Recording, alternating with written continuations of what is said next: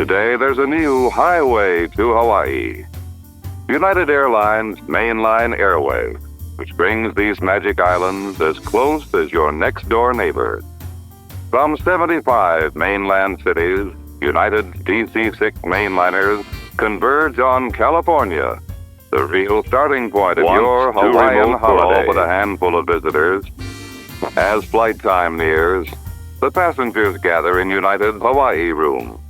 There, over a cup of coffee or pineapple juice, you exchange goodbyes with friends, or look over a cutaway model of the great 55-passenger plane you'll soon be boarding, United's double-deck mainliner Stratocruiser.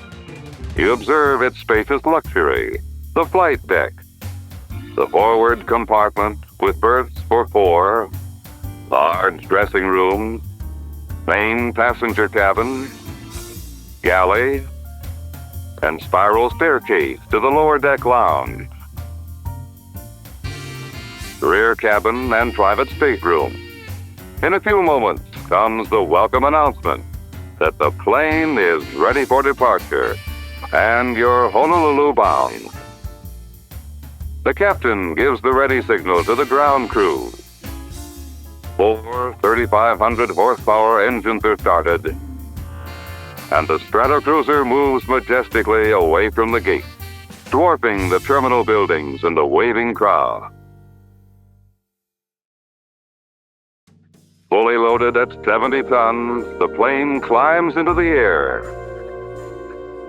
Soaring over the city, the green hills, and the white strip of beach which marks the shore. Ahead are the blue waters of the Pacific, whose long swells become mere ripples below. The plane reaches its cruising altitude and levels off in the smooth upper air. Inside the quiet cabin, the air is pressurized to sea-level comfort, and there's almost no feeling of motion. The stroll about spaciousness of the mainliner Stratocruiser invites a leisurely look around. Back to the main passenger cabin, with its soft reclining seats and big picture windows.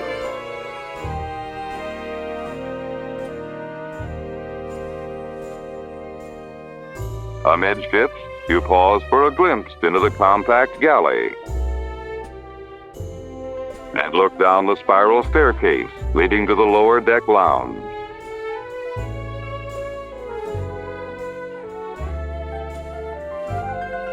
Almost before you realize it, mealtime has arrived. From their storage chests come chilled salads, hot entrees, and frozen desserts.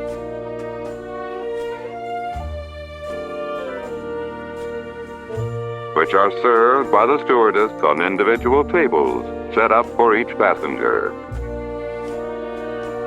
Yes, meals aboard the mainliner Stratocruiser are one of the real highlights of your Pacific crossing. Just aft of the rear cabin is a luxuriously appointed private stateroom decorated in rose and gray.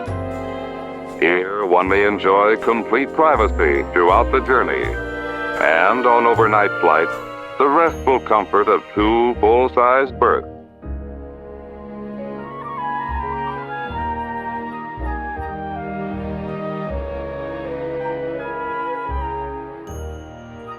The Hawaiian Lounge downstairs on the lower deck is one of the most popular spots aboard the Stratocruiser. Here's a pleasant place to while away brief travel hours, joining in a game of cards, meeting congenial companions, or enjoying a cool drink from the refreshment bar.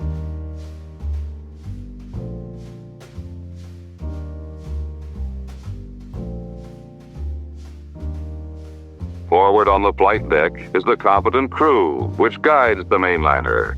The captain, veteran of thousands of flying hours, the flight engineer, who carefully monitors engine performance, the first officer, who relieves at the controls, and the navigator, who pinpoints the ship's position with the latest electronic aids to navigation. About 2 hours before arrival time, The passengers enjoy a wonderfully appetizing buffet laid out on the serving counter. Cold meats of all kinds, delicious salads, ice cream and wafers prepared by continental chefs in United's own flight kitchen.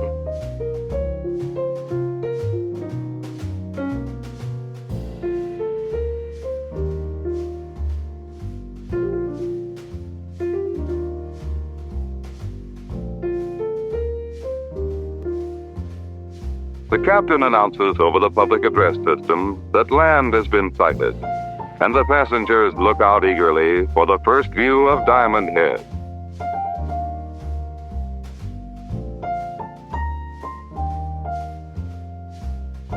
The beautiful shoreline unfolds, the green hills and the curve of Waikiki Beach.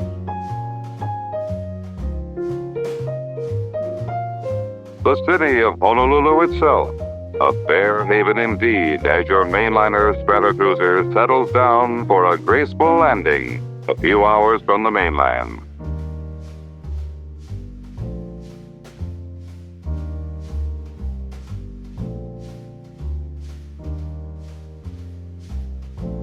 As your plane taxis up to the terminal, you're greeted by the friendly aloha emblazoned on the tower.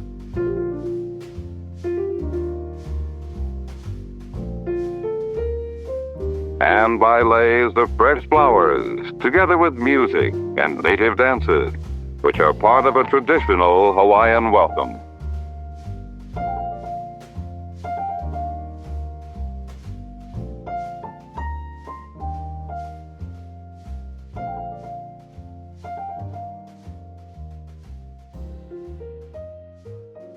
A new shape has made its appearance at Pan American's international gateways. In New York and London, Brussels and Frankfurt, the Orient and Honolulu, Los Angeles and San Francisco, the new double-deck Clipper has gone into service. There's no doubt about this plane. She's the world's finest commercial airliner, $1.5 million package wrapped in aluminum, one of a great fleet that is now flying for Pan American Airways. Moving across the field, she seems to be proud of her size and power. 110 feet 4 inches from stem to stern, she's built to cruise at more than 300 miles an hour with a range of 4,200 miles. Her broad wings, 141 feet 3 inches from tip to tip, will lift her higher than any other liner, almost 5 miles above the Earth, into the stratosphere.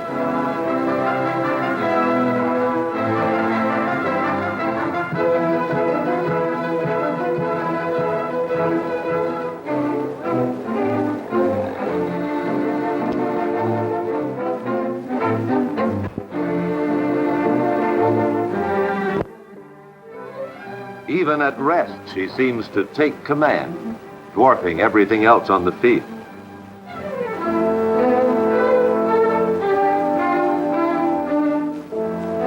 Loading her up for a flight, 10,000 pounds of luggage and cargo can be stacked in 2 lower deck compartments, while food for more than 70 people is taken on through a special hatch in the galley.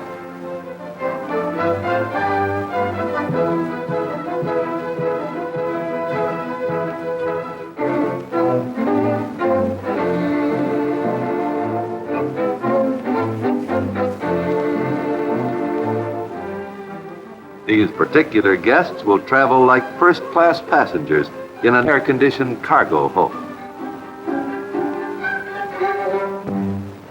While baggage is being stored away on one side of the Clipper, her passengers are checked through to the loading ramp on the other side, on their way to a new experience in luxury flying.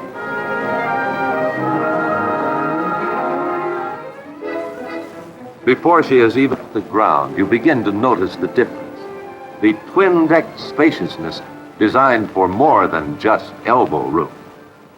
Even now, you sense the sturdiness and solid dependability that will carry you into the air.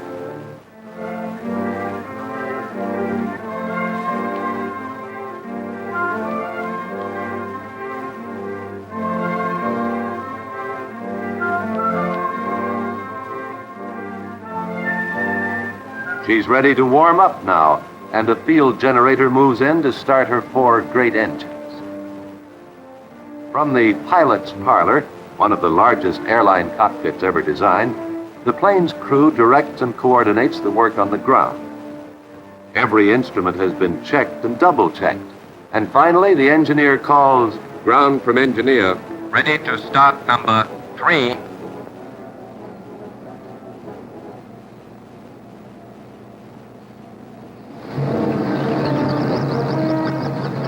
Ready to start number 4. Number 2. Number 1.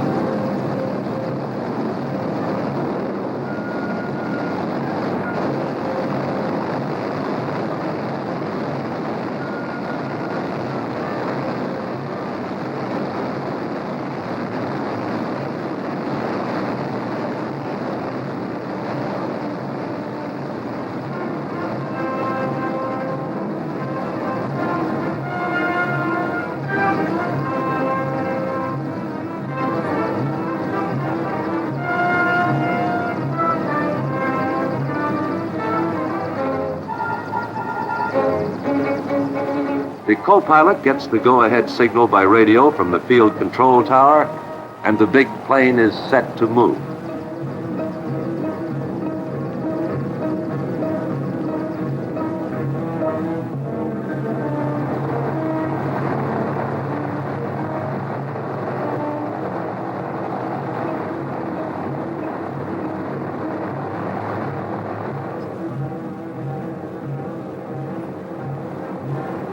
On the runway, she turns her huge body into the wind and begins to stretch her muscles. The Clipper is on her own now. Clipper to tower. Flight 100, ready to take off. The flight tower gives her the final okay, and she starts to build up the power in her wings.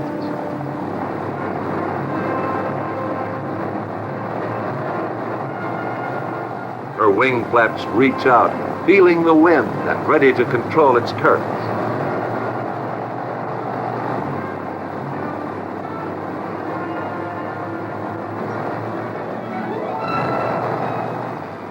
Finally, the men at the controls are ready to take her off, and 142,000 pounds starts down the runway.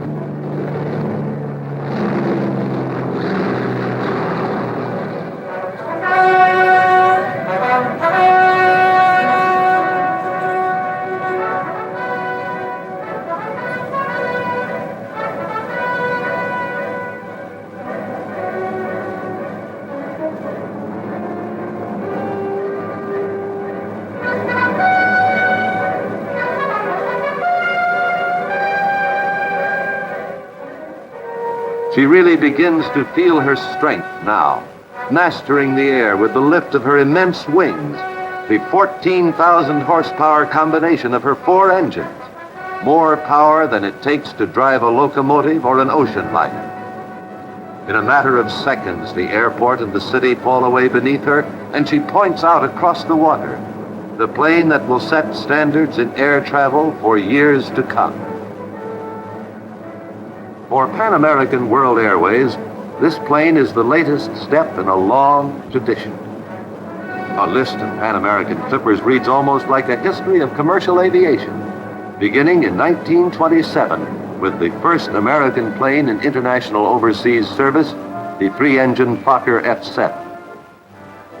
A year later, the S-38 was pioneering Caribbean routes, and by 1931, the Commodore flying boat, carrying mail and passengers, had forged a link between the continents of North and South America. Taking the first steps in overseas transport, Pan American was bringing the peoples of the world to each other's doorsteps.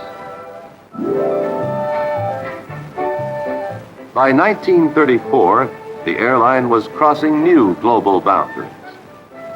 The S-42, first known as the Brazilian Clipper, surveyed the routes across the Pacific Ocean that Pan American was soon to fly. Before long, this plane would also lead the way across the Atlantic, bringing us one step closer to the dream of large-scale, inexpensive international transportation. On November 22, 1935, the M-130, the great China Clipper, began the first scheduled airline flight across the Pacific to the Orient. Pan American Airways was reaching around the world.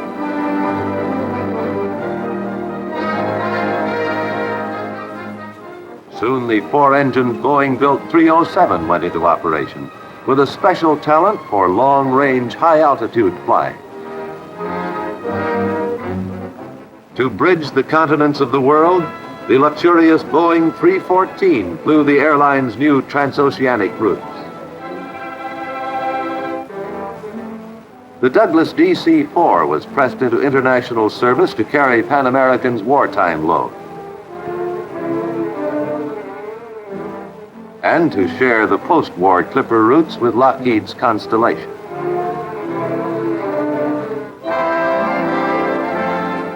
And now, this double-deck giant masterpiece takes on the family name, joining the great fleet of Pan American Clippers. Her own history shows how well she qualifies as a thoroughbred. That history began in Seattle, Washington, the home of the Boeing Airplane Company. Here, one day in 1944, Boeing's top flight engineers sat down with their opposite numbers from Pan American to talk about a new plane. Not just any plane. They wanted something special. A commercial liner that would combine passenger comfort with the engineering advances of Boeing's great military ships. The B-17, the great flying fortress.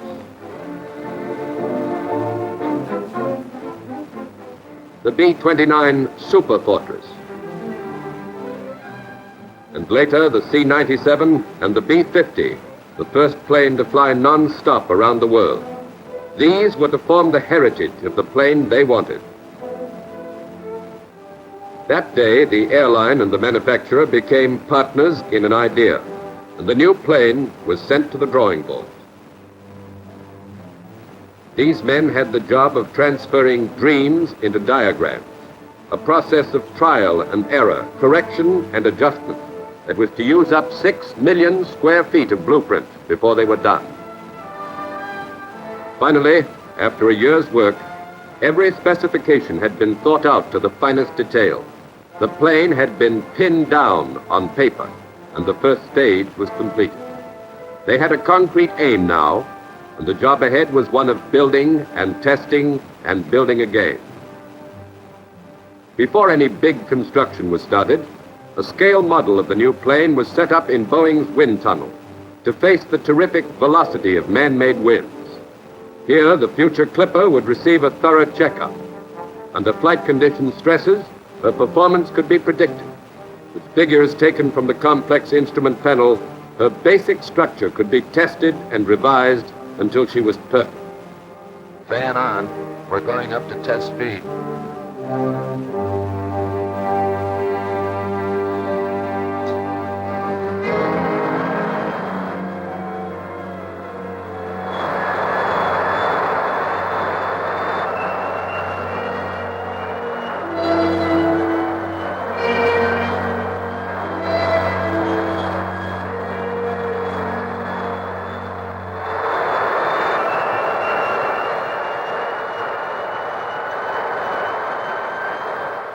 720 hours in the wind tunnel determined her final shape. Now each section of her great body was put to the test separately. Locked in a cold chamber, her engines had to prove themselves at temperatures far below anything they might meet in flight. Her wing sections withstood hundreds of hours of artificial stress and vibration. Before she ever took to the air, her landing gear brought her down thousands of times on this test platform until every single landing went without a hitch.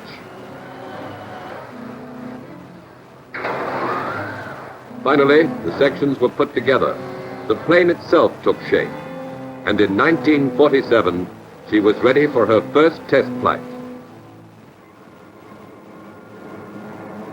40,000 feet above the earth, the exhaust from her engines condenses into vapor trails that streak out proudly across the sky.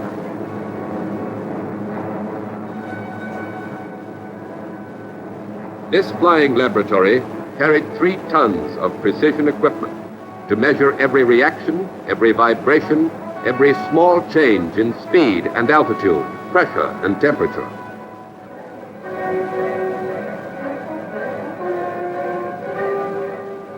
During 250,000 miles of test flight, equal to 10 times around the world, recording instruments were under the constant scrutiny of motion picture cameras so that not a single quiver of a dial would be lost.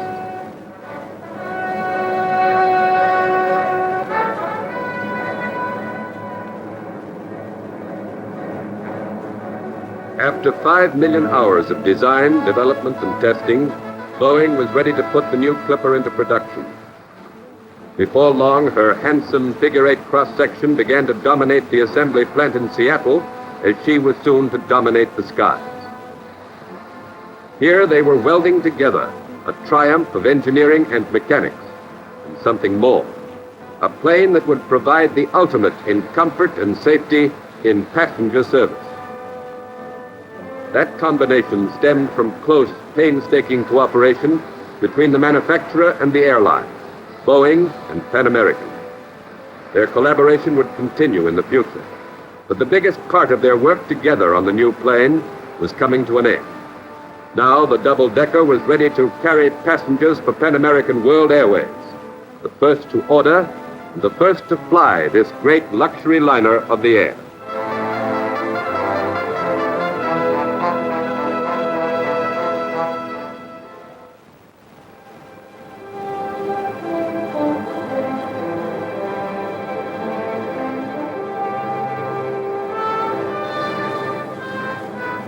The world's largest commercial land plane rises into the air as though she carried no weight at all.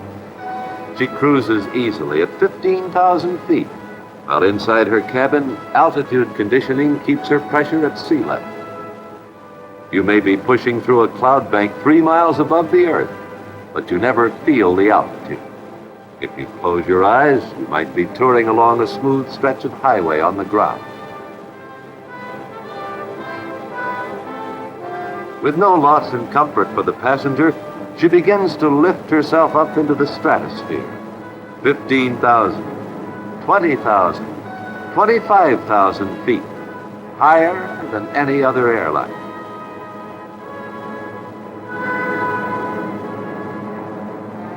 She's really in her element now, flying miles above the weather, leaving the sea of clouds below, cheating the fog and thunderstorms. While the Clipper thrives in the stratosphere's clean, cold upper air, her cabin is kept at a steady, comfortable temperature. Radiant heating and air conditioning combine to maintain a constant flow of fresh air, with no drafts and no chill.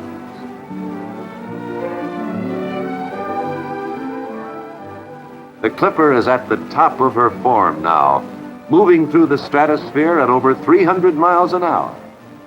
Even with a flight chart before you, it's hard to realize just how fast that is.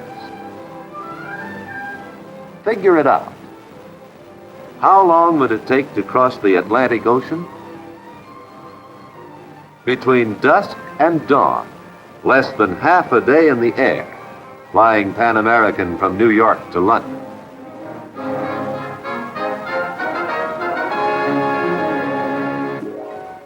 How far away is the warm sun of Brazil, the lovely city of Rio de Janeiro? Not much farther than your favorite weekend resort, flying Pan American.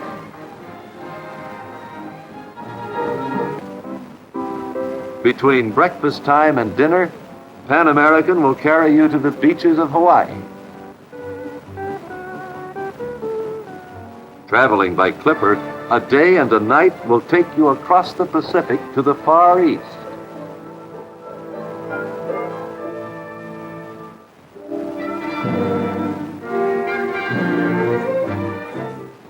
As far as the traveler is concerned, of course, there are other things even more important than speed.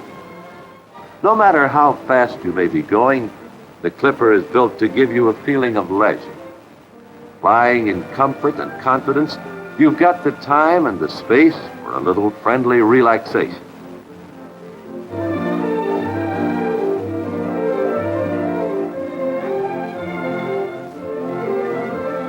Throughout the trip, you'll find little touches that make you feel more like a special guest than a passenger. At dinner time, a 7-course meal is served from the ship's galley, the largest and most efficient flying kitchen in the world.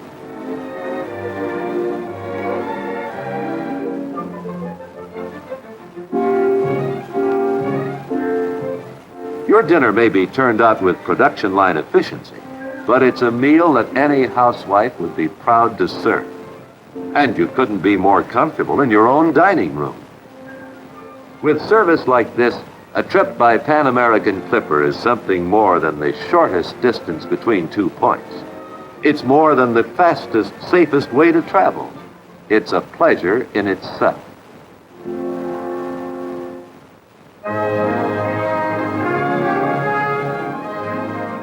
If you should feel like turning in early after dinner, you'll find none of the old problems. Your reclining chair is like a foam rubber cloud, and your neighbor's reading light is adjusted so as not to disturb your rest.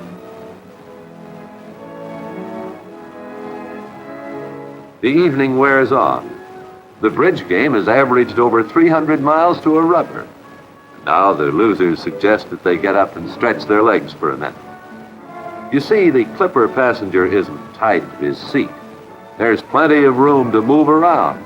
And for a complete change of view, you can even go downstairs. Flying 5 miles above the earth, you go 1 flight down to the Clipper's lower deck lounge. Here, in a quiet, sociable atmosphere, you can take a breathing space in your trip and get to know your fellow passengers a little more informally. If you're traveling on business, you welcome the relaxation that you find here. And if you're on a holiday, a luxury like this makes the plane flight part of your vacation. You may be ending the evening with a nightcap, while above decks your berth is being made up for you. At night, many of the Clipper seats convert into wide, comfortable sleepers, and a really spacious dressing room helps you get ready for bed.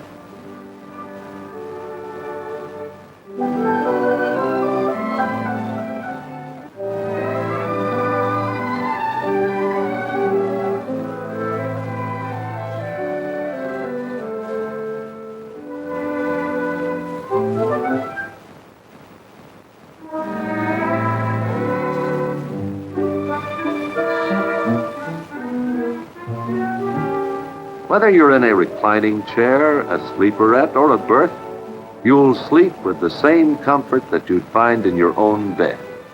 And you'll sleep with confidence. You'll know that your plane's crew is always alert, working as a team to carry you safely through the night.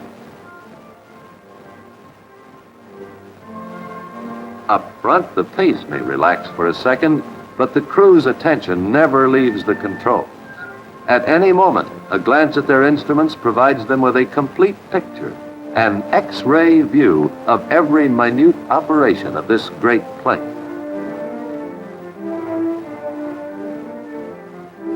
While you sleep, an important job is being done for you.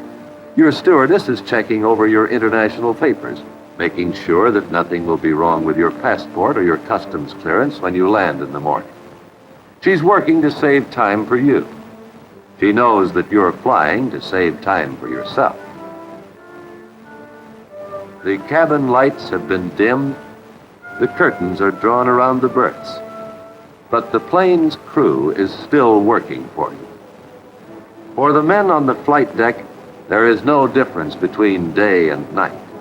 Their work carries straight through, maintaining telephone communications with the ground, plotting your course, and guiding your plane across the dark skies.